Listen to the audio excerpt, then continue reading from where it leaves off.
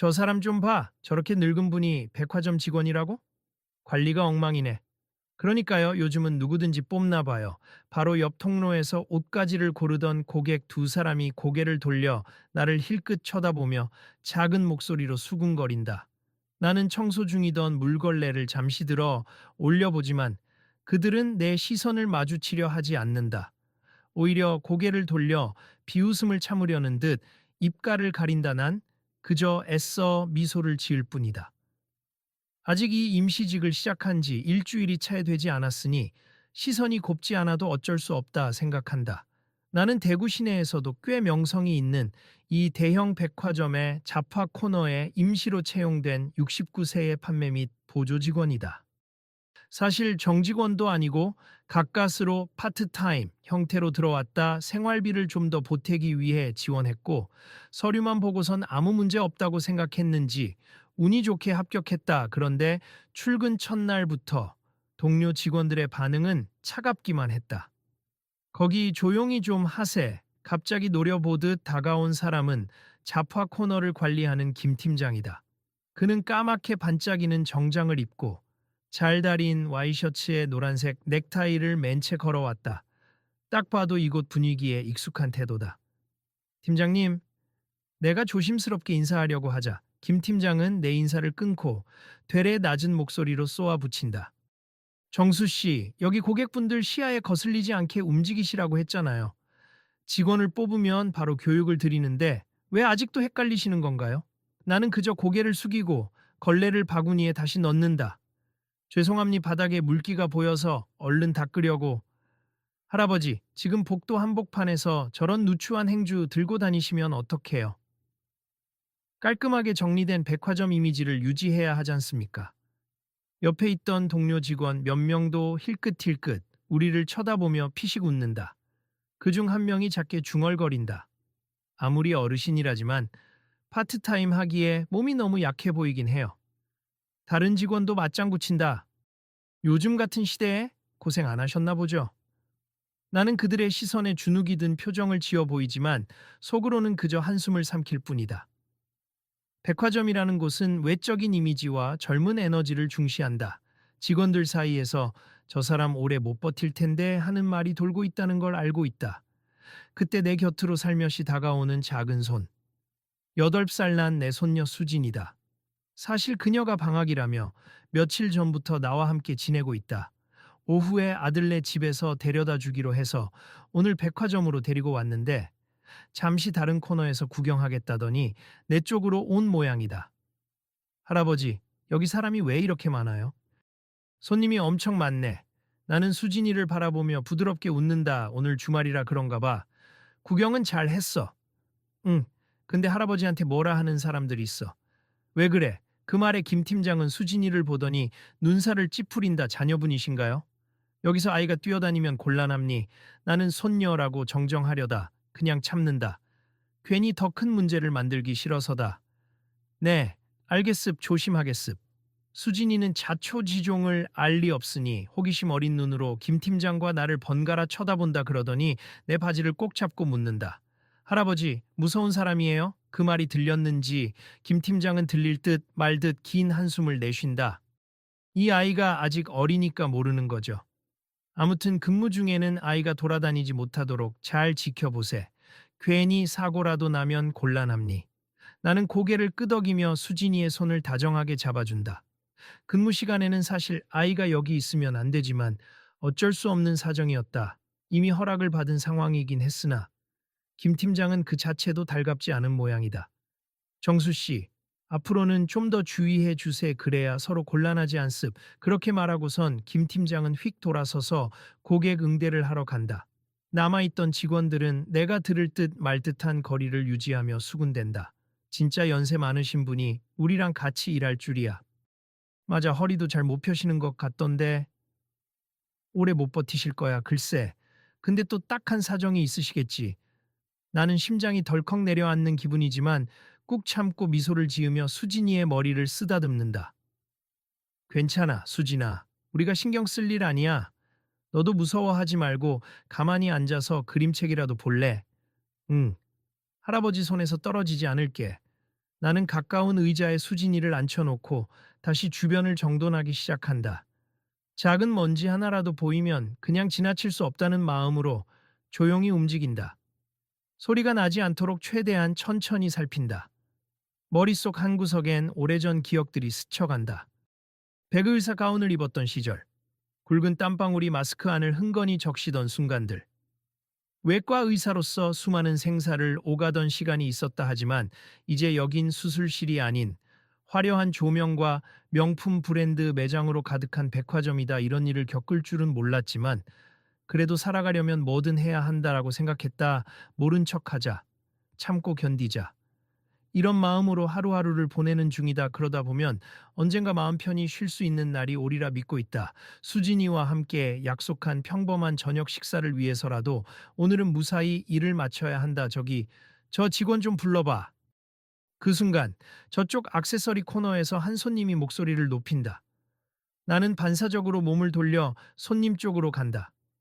그래, 나는 고객 응대를 해야 하는 직원이니까. 오늘도 자존심은 내려놓고 친절을 입에 달고 있어야 한다.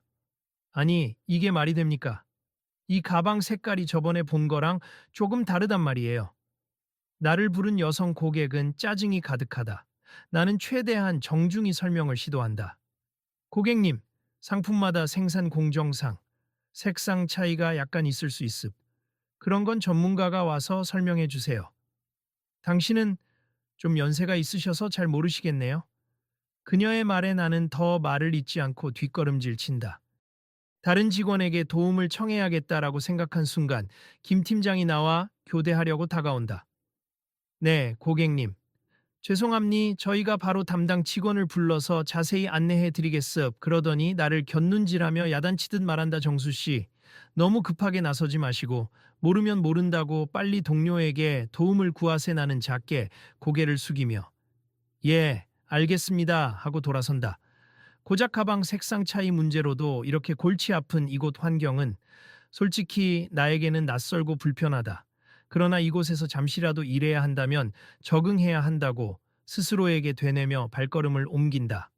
그리고 수진이에게로 돌아가자 그녀가 큼직한 눈으로 나를 올려다본다. 할아버지, 힘들어 보여. 괜찮아? 응, 조금 바쁘긴 하지만 괜찮아. 수진이는 심심하지 않아? 좀 심심해. 여기 냄새도 이상하고. 곧 밥 먹고 집에 가자. 조금만 기다려. 그런데 대화 도중 옆에 있던 남자 직원 한 명이 나를 보며 힐끗거린다. 그 직원은 박 과장으로 매장 전체 근무 일정을 조율하는 역할을 한다. 상대적으로 김 팀장보다 직급이 높지만 아직까지 나에게 별 관심은 없었다. 다만 오늘은 뭔가 불만족스러운 표정으로 다가온다. 정수 씨, 혹시 오늘 늦게까지 근무 가능합니까? 저녁 교대 인력이 부족해서 말이죠. 아, 원래 제 스케줄은 6시까지인데 그럼 애초에 왜 지원을 하셨어요? 백화점에서는 주말마다 시간 유동적으로 근무하는 게 기본임니 필요하면 조금이라도 더 해주셔야죠. 나는 잠깐 망설인다. 수진이를 맡길 사람이 없으니 약속된 시간에 퇴근해야만 한다. 오늘은 손녀를 데려왔는데 애가 저를 기다리고 있어서 그 말이 채 끝나기도 전에 박 과장이 안색을 구기며 말한다. 이래서야 곤란하죠. 굳이 이렇게 연세 많으신 분까지 뽑아놨더니 시간도 못 맞추시고 차라리 집에 가서 편히 쉬시는 게 낫지 않을까요? 박 과장의 말에 주변 직원들도 슬쩍 웃으며 맞장구 친다. 그런 시선들이 날카롭게 느껴진다. 나는 아무 말 없이 고개만 떨군다. 그러자 멀리서 내 모습을 지켜보던 김 팀장이 다가오며 상황을 수습하듯 과장님, 제가 알아서 하겠습니다. 하고 만류한다. 정수 씨, 우선 제가 근무 배치를 다시 짜볼 테니 기다리세. 나는 할 말이 없어서 그저 네라는 짧은 대답으로 마무리한다. 수진이는 내 옆에서 모든 이야기를 들었는지 작게 속삭인다. 할아버지, 미안해. 내가 없으면 할아버지 더 열심히 일할 수 있는 거 아니야? 나는 고개를 가로젓는다. 아니야. 네가 있든 없든 내가 잘해야지. 수진이는 아무 탓도 없어. 그 사이 다른 직원들은 여전히 나를 곁눈질하고 있다. 나이 많고 허리도 약해 보이는 내가 이 백화점에서 일하는 게 그들 눈엔 이해가 안 되는 듯하다. 곧 그만두겠지 하는 표정이다. 하지만 그들이 모르는 사실이 있다. 나는 한때 환자들의 생사를 직접 책임지던 외과 의사였다. 불과 5년 전까지만 해도 수술실에서 숨가쁘게 메스를 들던 사람이었다는 걸 이들은 상상도 못할 것이다. 시간은 오후를 향해 가고 내가 물건 정리를 하고 있을 때 한 중년 여성이 다급하게 복도를 달려온다. 얼굴이 벌겋게 달아올라 숨이 가쁘다. 직원분. 여기 제 남편이 제발 도와주세요. 나는 당황해. 무슨 일이시죠? 하고 묻는다. 여자는 손으로 어딘가를 가리키며 절박하게 외친다. 남편이 저기에서 갑자기 숨을 못 쉬겠다고 해서 어떤 음식을 먹었는데 알레르기 반응인지 빨리! 이 장면을 본 다른 직원들은 사색이 되어 어떡하지? 하고 서로 눈만 마주친다. 안 그래도 평일이면 몰라도 주말엔 손님이 많아 응급 상황이 발생하면 크게 소동이 난다. 당장 119에 전화해야 한다는 말이 오가지만 누구도 선뜻 나서지 못한다. 나는 곧장 달려간다. 수진이가 놀라 쫓아오려 하지만 나는 손짓으로 잠깐만 기다려라고 신호를 준다. 백화점 구석, 남자 한 명이 바닥에 주저앉아 얼굴이 불그락푸르락해져 숨을 헐떡이고 있다. 부인은 곁에서 울먹이며 살려주세요. 라고 외친다. 주변 사람들이 몰려들고 거리는 순식간에 복잡해진다. 김 팀장과 박 과장도 허둥지둥 달려오지만 아무도 딱히 뭘 해야 할지 모르는 분위기다. 마침내 박 과장이 당황해 소리친다. 누가 1919 불렀나요? 얼른 불러요. 벌써 전화했어요. 근데 구급차가 여기까지 오려면 시간이... 나는 남자의 상태를 재빨리 살핀다. 입술 주변이 부어오르고 얼굴에는 두드러기가 올라오기 시작한다. 손도 벌벌 떨리고 호흡이 점점 가빠진다. 어떤 음식에 대한 아나필락시스 반응일 가능성이 높다고 직감한다. 죄송합니다. 제가 잠시 진정시켜 볼게요. 나는 남자에게 다가가 무릎을 꿇고 최대한 부드러운 목소리로 말한다. 혹시 평소 알레르기가 있는지 아세요? 천천히 숨을 들이마시고 입으로 후 하고 내쉬세. 그러곤 그가 두려움에 떨지 않도록 손을 가볍게 잡아 안정감을 주려 한다. 주변 직원들이 서로 얼굴만 쳐다보며 우왕좌왕하는 사이 나는 계속해서 남자의 호흡을 유도한다.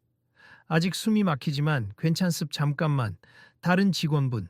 혹시 항히스타민제나 에피네프린 같은 응급약 혹시 직원용 상비약 중에 있나요? 그 말에 김 팀장이 황급히 대답한다에 에피네프린이요?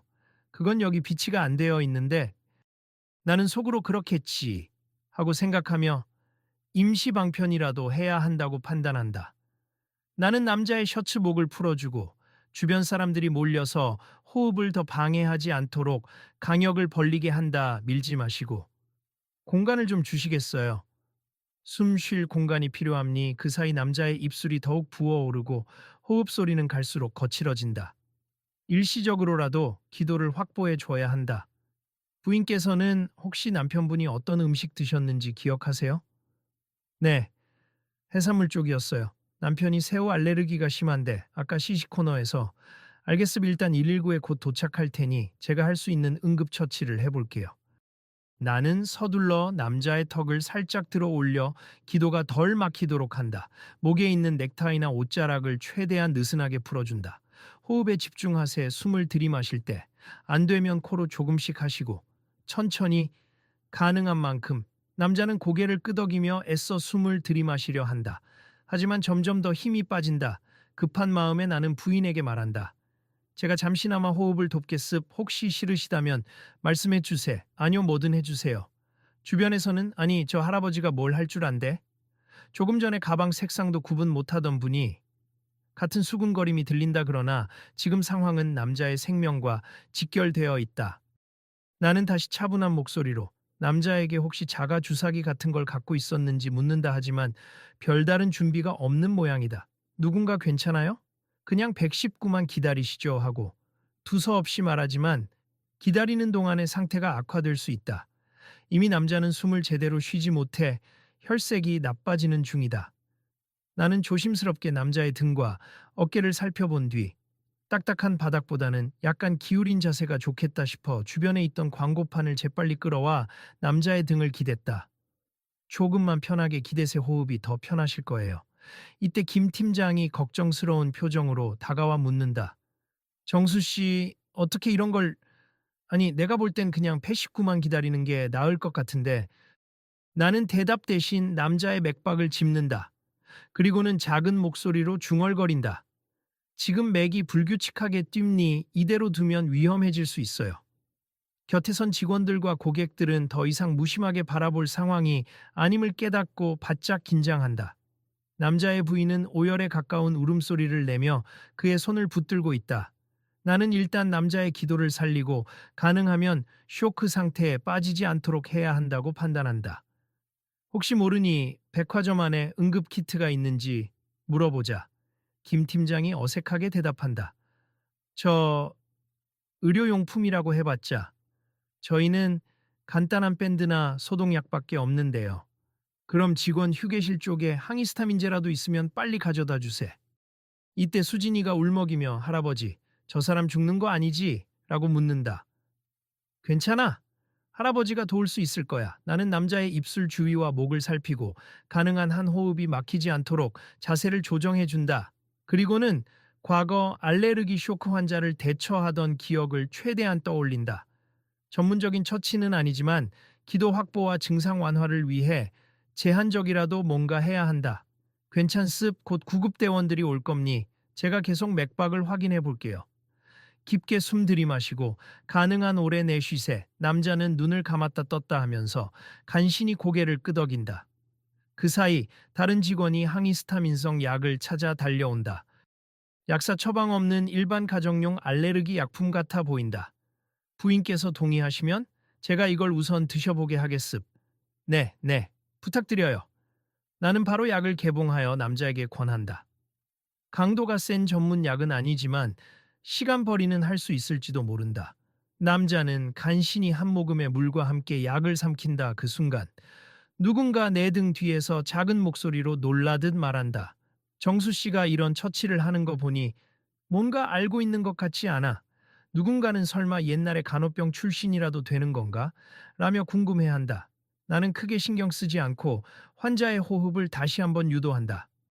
그리고 약간의 시간이 지나자 남자가 조금씩 숨을 쉴 수 있게 된 듯 경련처럼 떨리던 손이 약간 진정된다. 완전히 안심할 순 없지만 최소한 의식은 어느 정도 회복되는 상태다.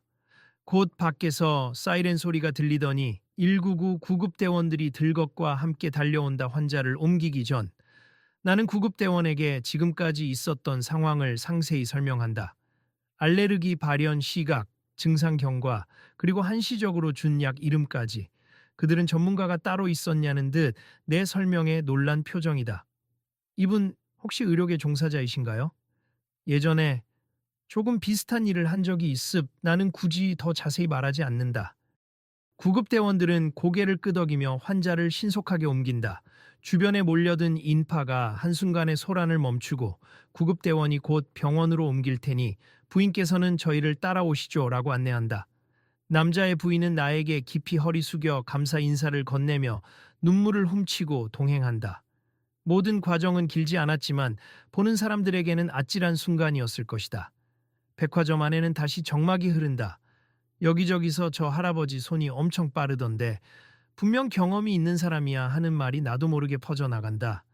정수 씨, 아까 보니까 맥박도 짚고 숨도 유도하고 알레르기 대처도 하던데 어떻게 그렇게 잘 아는 거죠? 당황스러운 표정으로 묻는 사람은 다름 아닌 김 팀장이다. 박 과장 역시 아까와 달리 얼굴에 겁먹은 듯한 기색이 서려 있다. 저도 그게 좀 궁금하네요.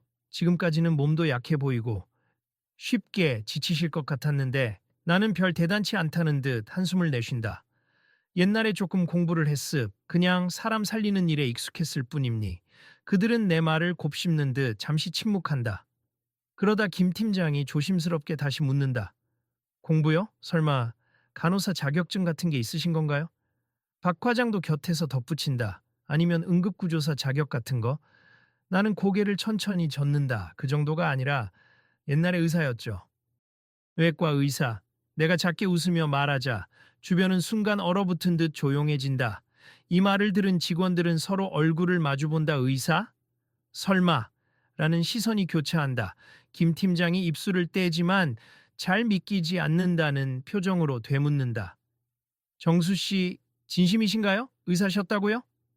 예, 5년 전까지는 대구 시내 한 종합병원에서 근무했을 순간 직원들 사이에서 작은 탄성이 터진다 이 말이 점점 주변으로 퍼지자 몇몇 고객도 호기심 어린 표정으로 저분 의사셨대 하고 속닥거린다 한편 내 손녀 수진이는 그 말을 듣고도 별로 놀라지 않는다.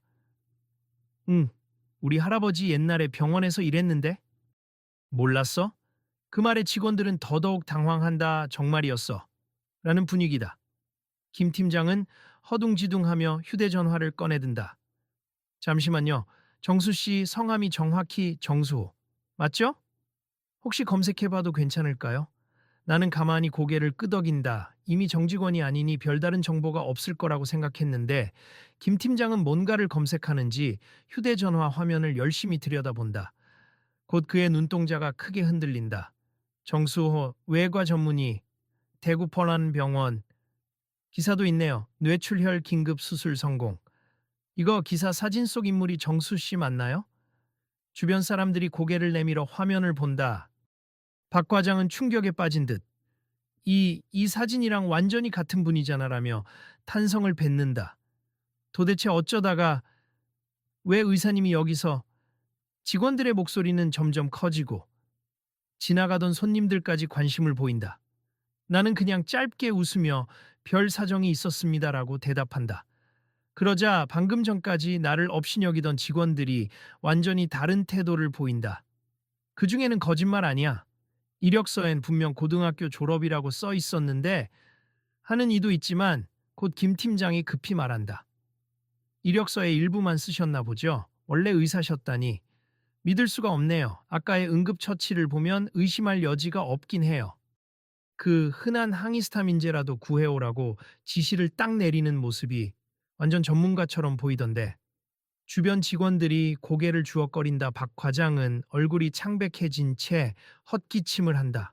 얼마 전까지 내게 차라리 그만두시는 게 어떠냐고 했던 그 말이 무색해진 상황이다. 잠시 후 사람들이 한꺼번에 여러 질문을 쏟아낸다. 정말 대단하시네요. 어디 병원에 계셨어요? 교수급이셨나요? 수술은 얼마나 많이 해보셨는지 나는 대답보다 그저 고개를 내저으며 마치 과거를 감추고 싶어 하는 듯 말한다. 이제 다 옛날 얘기입니.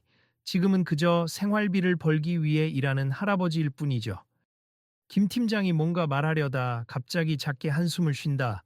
아, 제가 아까 참 죄송합니. 그리고 박 과장님도 아까 말씀 너무 심했잖아요. 박 과장은 당혹스러운 표정으로 고개를 푹 숙인다. 제가 일을 잘 몰라서 실수한 줄 알았지.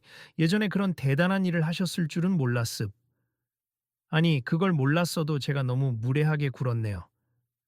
죄송합니. 직원들 사이에서도 분위기가 달라진다. 아까까지만 해도 날 조롱하듯 이제 곧 관두겠지 하던 이들이 이제는 우와, 대단한 분이셨네 하고 시선을 빛낸다 하지만 나는 크게 달가워하는 기색 없이 그저 잠자코 있을 뿐이다. 그렇게 잠시 어색한 침묵이 흘러간다. 수진이가 조용히 내 옷자락을 잡아당긴다. 할아버지, 의사였어? 왜 이제 안 해? 나는 수진이를 향해 살짝 웃으며 답한다. 우리 수진이도 알잖아. 할머니가 많이 아프셔서 할머니 돌보느라 그만두게 됐지. 오래전 일이야. 직원들 귀에도 내 목소리가 들어간 모양이다. 몇몇은 미처 몰랐던 사실을 알고 고개를 끄덕인다. 아, 가족분이 편찮으셨군요. 그렇다면 어쩔 수 없었겠네요. 나는 그 시절을 조용히 떠올린다. 병원에서 매일 밤낮 없이 일하다가 정작 아픈 아내를 제대로 돌보지 못했던 기억.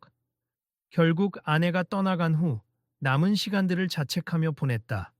그리고 내가 할 수 있는 건 일선에서 내려와 손녀와 함께 시간을 보내는 것이었다. 수술대 위에서 빛나던 나의 손이 정작 가장 지켜야 할 사람에게는 큰 힘이 되어주지 못했다는 회한이 있었다. 지금은 이렇게 백화점 파트타임을 하며 근근히 생활비를 버는 중이지만 손녀와 함께 할 수 있는 시간이 늘어 행복하다고 느낀다. 큰 돈을 벌진 못해도 여유로운 마음으로 살아가고 싶었다. 그러다 보니 과거 경력을 아예 적지 않고 지원서를 냈고 면접에서도 자세히 말하지 않았다. 어차피 백화점 측도 싼 인건비와 단기 파트타임 인력이 필요했을 테니. 김 팀장은 깊은 탄식을 내쉬고 나를 똑바로 바라본다. 정수 씨. 아니, 선생님이라고 불러야 할까요? 저희가 너무 경솔했습. 사실 이 백화점은 이미지 관리를 되게 중요하게 생각하거든요. 그래서 나이 많은 분을 모시기가 조심스러웠는데 죄송합니. 저도 마찬가지로 이제 이해합니. 이곳이 어떤 곳인지요. 주변 직원들도 연신 고개를 숙이며 죄송해요라는 말을 반복한다. 몇몇은 손녀 앞에서까지 무례했던 말을 사과한다. 나는 그냥 짧게 웃으며 말한다. 우리 모두 입장이 있으니 그럴 수 있죠. 그때 박 과장이 한 발 앞으로 나서서 되도록 공손한 말투로 말한다. 정수 선생님, 앞으로는 편하게 일하시도록 제가 최대한 배려하겠습. 지금까지 몰라보고 함부로 말씀드렸던 거 진심으로 사과드립니. 나는 괜찮다며 고개를 끄덕인다. 저도 여기 일은 처음이라 실수하는 부분이 많습. 너무 신경 쓰지 마세. 사람들이 하나둘 다시 업무로 돌아가려는 찰나. 갑자기 김 팀장이 결심한 듯 말한다. 오늘 일찍 퇴근하시죠. 아까 오후 시간 길게 부탁하려 했던 건 제가 다시 처리할 테니까. 그런 말씀 안 하셔도 됩니. 제 근무 시간이 정해져 있으니. 다 하고 가겠습. 아니, 사실은 아까 그 고객 응대도 있고 너무 고생하셨잖아요. 손녀분도 피곤해 보이고. 제가 대신 메꿀 수 있도록 직원들한테 협조 구할게요. 나는 잠깐 망설인다. 수진이의 손을 바라보니 아이도 조금 지쳐 보인다. 시간이 늦어지면 집에 돌아가는 길이 복잡해질 수도 있다. 그렇다면 죄송하지만 그러겠습. 고맙습. 주변 사람들의 표정은 훨씬 부드러워졌다. 그 누가 먼저랄 것 없이 어르신 쉬세요. 덕분에 한 사람 살렸잖아요. 대단하세요. 라고 응원까지 건넨다. 아까까지의 냉랭한 태도와는 전혀 다르다. 그러다 불쑥 박 과장이 조금 전 상황을 다시 언급한다. 그나저나 방금 그 고객분 정말 목숨이 위험할 뻔했는데 만약 선생님이 안 계셨으면 큰일 날 뻔했습. 모두가 우왕좌왕하는 순간에 선생님이 그 환자 상태를 즉각적으로 파악해서 대응하셨잖아요. 다른 직원도 거들며 정말 감사해요. 저희는 응급처치를 어떻게 해야 할지도 몰랐거든요. 라고 말한다. 나는 손을 살짝 내저으며 대답한다. 제가 별 수술을 다 해봤어도 저 한 명의 힘으로는 완벽하게 해결 못함니 그냥 구급대원이 올 때까지 시간을 벌어준 정도죠. 그래도 큰일이잖아요. 저희 중 누구도 그렇게 못했을 거예요. 정말 감사해요. 분위기는 순식간에 훈훈해졌다. 그간 나를 무시하던 말들이 사라지고 오히려 감사와 존경의 눈빛이 번진다. 수진이는 그 광경을 물끄러미 지켜보다가 천진난만한 얼굴로 내 손을 잡으며 말한다. 할아버지, 사람 살렸어. 진짜 히어로 같아. 나는 아이의 말에 웃음을 머금는다. 히어로는 무슨 그냥 조금 알았던 걸 활용했을 뿐이야. 그런데 그때 김 팀장이 망설이다가 나에게 다가온다. 정수 선생님, 잠깐만 말씀 좀 나눌 수 있을까요? 아, 네. 말씀하세요. 우리는 매장 한편, 사람들이 많지 않은 곳으로 이동한다. 김 팀장은 나를 보며 진지한 목소리로 말한다. 저, 아까 보신 대로 이 백화점은 이미지와 매출이 상당히 중요한 곳입니. 그래서 나이 드신 분이 계시면 고객이 어떻게 볼까? 사실 그런 우려가 컸어요. 그런데 지금 생각해보면 그런 이유로 사람을 함부로 대했던 건 제가 참 부끄럽습. 나는 미소 짓으며 괜찮습. 누구라도 그럴 수 있죠. 하고 대답한다. 사실 저도 부모님을 모시고 있는데 언제부턴가 그분들도 나이가 드시니까 움직임이 예전 같지 않으시더라고요. 그런데 정수 선생님을 보니 나이는 숫자에 불과하다는 생각이 들어요. 아직도 저렇게 사람을 살리는 능력이 있으신 걸 보면요. 살리는 능력이라기보다 급한 상황에서 조금 익숙했을 뿐입니. 오래전 습관이 몸에 배어서. 김 팀장은 고개를 끄덕이고 한 번 더 고개 숙여 사과한다. 그리고 다시 한번 진심으로 죄송합니. 아까는 정말 저희가 너무 심했어요. 혹시라도 떠나실까봐 걱정이 됩니. 나는 천천히 숨을 고른 뒤 진심을 담아 답한다. 사실 누구보다 저에게 필요한 건 지금의 이 일자리입니. 손녀를 돌봐야 하고 생활도 해야 하니까요. 오래전 일은 접어두고 그냥 평범하게 지내고 싶거든요. 그 마음 충분히 이해합니. 앞으로는 제가 정수 선생님 근무 환경에 불편함이 없도록 노력하겠습. 그렇게 대화가 오가고 우리 사이에는 조금 따뜻한 기운이 흐른다. 김 팀장은 지나치게 형식적이던 태도에서 벗어나 어느 정도 인간적인 배려가 묻어나오는 눈빛이 되었다. 한편 주변에서는 여전히 내가 전직 외과 의사였다는 사실이 퍼져나가며 직원과 고객들이 정말이래. 아까 환자 손이 파르르 떨렸는데 그걸 진정시켰대. 하며 이야기꽃을 피우고 있다. 어떤 이들은 나를 몰래 훔쳐보며 대단하다. 그냥 바닥만 닦고 다니시는 분인 줄 알았는데 하고 탄성을 자아낸다. 나는 그들의 시선이 신경 쓰이기도 하지만 어쨌든 일이 일단락되었으니 이제 수진이와 함께 집으로 돌아갈 생각을 한다. 그 사이 수진이는 매장 한 구석에서 준비된 의자에 앉아 기다리면서 나를 바라보고 있다. 눈에는 안도감이 서려 있다. 박 과장도 다가와 한 번 더 깍듯이 인사한다. 오늘 일은 모두 제 불차림니 너무 신경 쓰지 마시고 다음 근무 때부터는 더 편하게 일하실 수 있도록 준비해 놓겠습. 나는 머쓱한 듯 괜찮습니다. 저야말로 부탁드립니다. 하고 답한다. 그러자 그가 헛기침을 하며 덧붙인다. 아, 그리고 아까 고객분 도움 주신 거 저희가 감사 표시를 꼭 해야 할 것 같은데 다른 분들과도 상의해 볼게요. 아니에요. 그런 거 굳이 필요 없습. 아, 저희 백화점 차원에서도 그냥 넘어가기 힘든 일이긴 합니. 고객 안전에 도움이 되신 건 공식적으로 칭찬받을 일이니까요. 나는 마음속으로 웃으면서도 별도로 드러나는 건 조금 부담스럽다 하지만 억지로 거절할 이유는 없다. 알겠습. 제가 특별히 할 일은 없겠지만요. 옆에서 김 팀장이 동의하듯 고개를 끄덕이고 네, 저희가 잘 진행해 보겠습니다라고 말한다. 결국 나는 예정보다 일찍 퇴근하게 되었다. 모든 직원들이 안전하게 들어가세요. 오늘은 푹 쉬세요라며 배웅을 해준다. 어디서 갑자기 이렇게 다정한 말이 나오는지 조금 전과는 너무 달라져서 오히려 어색하다. 수진이는 내 손을 잡고 매장 밖으로 나오면서 작은 목소리로 묻는다. 할아버지, 이제 병원에서 다시 일하면 안 돼? 아픈 사람 많이 살릴 수 있잖아. 병원 근무는 힘들고 할아버지는 수진이랑 같이 있으면 더 좋거든. 그래도 아까 그 아저씨도 살려줬잖아. 사람이 아픈 거 보면 그냥 못 지나치는 성격이잖아. 나는 작은 웃음을 지으며 손녀의 머리를 쓰다듬는다. 그렇지.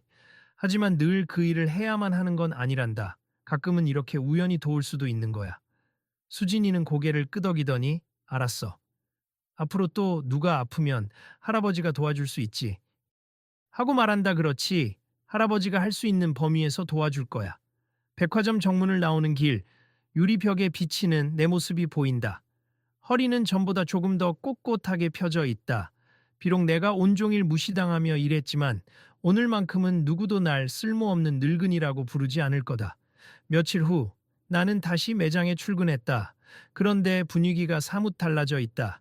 아침 조회 시간에 김 팀장이 큰 목소리로 말을 꺼낸다.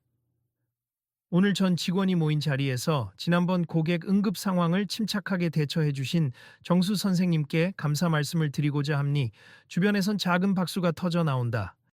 나는 새삼스럽게 손사래를 치며 별거 아니었어요 라고 말한다. 그러자 김 팀장이 웃으며 말한다. 선생님이 아니었으면 우리 백화점 이미지도 크게 타격을 입었을 테니 사실 우리가 더 감사해 해야죠. 박 과장도 한 발 나서더니 나에게 작은 상장 비슷한 것을 건넨다. 고객 안전 공로상이라는 제목으로 인쇄된 종이다. 비록 정식 의식은 아니지만 저희가 진심으로 드리는 감사 표시임니 앞으로도 잘 부탁드립니. 나는 당황스럽지만 어쨌든 받는다. 직원들은 한결같이 나를 향해 환한 웃음을 보인다. 그렇게 분위기가 달라지자 내 근무 환경도 확연히 편안해졌다. 예전에는 무시를 당하고 청소를 해도 잔소리를 듣거나 틀린 점이 있으면 크게 지적받았지만 이제는 오히려 정수 선생님 힘들지 않으세요? 뭐 도와드릴 건 없나요? 같은 말이 돌아온다. 어느 날 나는 한적한 타임에 매장을 돌며 정리를 하고 있는데 박 과장이 다가온다. 그는 언제나처럼 정장을 입었지만 예전처럼 거만해 보이지 않는다. 오히려 어딘가 죄송함과 존경을 담은 표정이다. 혹시 잠깐 시간 괜찮으세요? 차 한 잔 사드리고 싶어서요. 그러죠. 우리는 간이 휴게실로 자리를 옮긴다. 따뜻한 커피를 건네며 박 과장이 차분한 목소리로 입을 연다. 사실 저 정수 선생님께 궁금한 게 많아요. 어떻게 그렇게 과감하게 업을 바꾸실 수 있었는지. 아니, 외과 의사를 그만두는 일이 보통 일이 아니잖아요. 나는 커피를 한 모금 마시고 대답한다. 처음에는 저도 상상하지 못했죠. 의사로서 오래 일할 줄 알았고 그 길만이 제 삶의 전부라고 믿었습. 그런데 제 아내가 암으로 투병을 시작하면서 아내를 제대로 보살피지 못했다는 죄책감이 너무 컸어요. 내가 다른 사람 수술은 그렇게 열심히 하면서 정작 가족 하나 못 챙긴다는 생각이 들었죠. 결국 아내가 세상을 떠난 후 많이 흔들렸습. 병원에서 버티는 게 힘들어졌고요. 박 과장은 고개를 떨군다 그렇군요.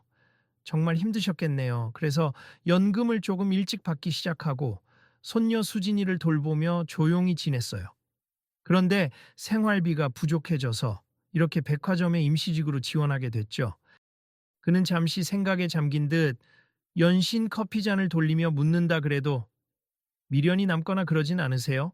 워낙 대단한 경력이신데. 물론 가끔 생각은 남리 수술실에서 보내던 시간들은 제 인생에서 빛나던 순간이었으니까요. 하지만 지금은 또 다른 방식으로 제 삶이 빛나고 있다고 믿어요. 손녀와 함께 오순도순 지내는 거. 그것도 제게는 너무나 소중합니.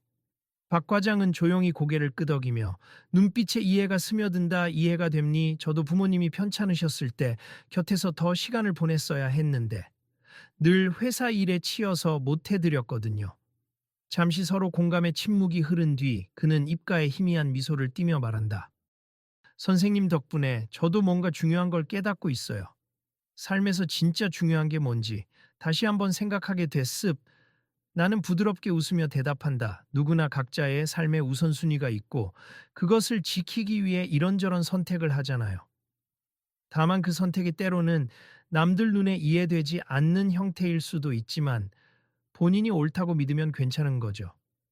박 과장은 내 말에 작게 네라고 답하고 한참 고민을 하다 결심한 듯 묻는다. 혹시 가족 간병이나 개인적인 어려움이 좀 정리되셨다면 다시 병원으로 돌아갈 계획은 전혀 없으세요? 아니면 주말마다 의료봉사나 상담 같은 걸 하실 수도 있잖아요. 그럴 수도 있겠죠. 하지만 아직은 손녀랑 있는 게 우선이에요. 저도 70 가까이 되어가니 체력적으로 힘든 수술실은 무리일 것 같고요. 그래도 가끔 주변에서 아픈 사람이 있으면 조금이나마 도와줄 수 있겠죠. 그는 고개를 끄덕이며 미안함과 존경이 뒤섞인 표정으로 미소 짓는다. 알겠습. 앞으로는 제가 정수 선생님께 많이 배우겠습. 정말 많은 깨달음을 얻었어요. 저야말로 잘 부탁드립니. 서로가 좋은 동료가 되면 좋겠네요. 이날의 짧은 대화 이후로 박 과장은 예전처럼 나를 나이 먹은 임시직기 아니라 배울 점이 많은 인생 선배로 대하기 시작한다. 그 외 다른 직원들도 나에게 종종 조언을 구하기도 하고 허들의 실만 맡기지 않고 매장의 흐름을 함께 의논한다. 어느새 시계가 저녁을 가리키고 나는 수진이와 함께 퇴근할 준비를 마친다. 한쪽 구석에서 직원들이 정수 선생님 편하게 들어가세요. 오늘도 수고 많으셨어요 라고 인사를 전한다. 또 서너 명은 나를 배웅하듯 문까지 나와서 머리를 숙인다. 수진이는 이 광경이 익숙해졌는지 호기심 가득한 눈으로 직원을 한 명씩 바라보다가 내 팔을 잡는다. 할아버지, 여기 있는 사람들 다 착해졌어. 나는 웃으며 대답한다. 처음부터 나쁜 사람은 아니었어. 그냥 나를 잘 몰랐을 뿐이지. 문을 나서려는데 김 팀장과 박 과장이 서둘러 달려온다. 잠깐만요. 정수 선생님. 네, 무슨 일이시죠? 두 사람은 자그마한 선물 상자를 내민다. 대단한 건 아니고 저희 매장에서 소소하게 준비한 겁니. 수진이 간식도 조금 넣었어요. 나는 당황스러워. 아유, 왜 이러세요라고 사양하지만 그들은 아주 작은 성이라며 끝까지 건넨다. 아까도 말씀드렸지만 고객 안전에 기여하신 부분은 저희가 공식적으로 감사 인사를 드려야 합니. 마음 편히 받아주세. 결국 나는 그들의 호의를 거절하지 못하고 상자를 받는다. 수진이가 와, 이 안에 뭐가 들었지? 하며 두근거리는 눈으로 바라본다. 오늘도 수고하셨습니다. 두 사람과 직원들은 한마음으로 나에게 인사를 건네고 나는 고개를 숙여 답례한다. 감사합니. 다들 퇴근 후에 편히 쉬세. 백화점 문을 나서자 어느새 노을이 물든 대구의 하늘이 눈에 들어온다. 수진이는 한껏 신이 나서 우리 바로 집에 가요? 나 선물 뜯어볼래? 하고 제잘거린다. 나는 손녀의 손을 잡으며 부드럽게 웃는다. 그래, 가자. 오늘 저녁은 떡볶이 먹으러 갈까? 좋아. 그리고 뒤를 돌아본다. 저 매장 안에서 내가 경험한 수많은 시선과 편견, 그리고 사람들의 변화가 한꺼번에 떠오른다. 처음에는 나를 내쫓으려 했던 이들이 이제는 진심으로 미안함을 표현하고 또 함께 일하는 동료로 인정해준다. 나이와 겉모습만으로 함부로 판단하지 않는 새로운 눈빛이 생겨났다는 것.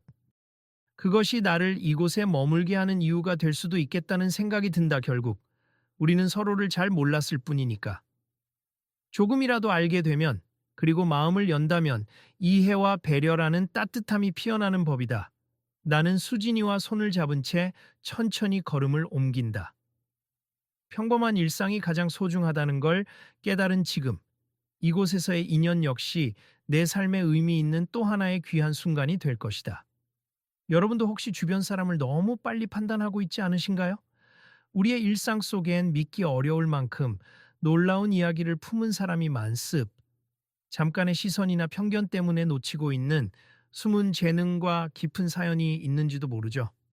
우리가 누군가를 겉모습만 보고 판단하기보다 그 사람의 이야기에 한 번 더 귀 기울여 준다면 뜻밖의 감동과 배움을 얻을 수 있지 않을까요?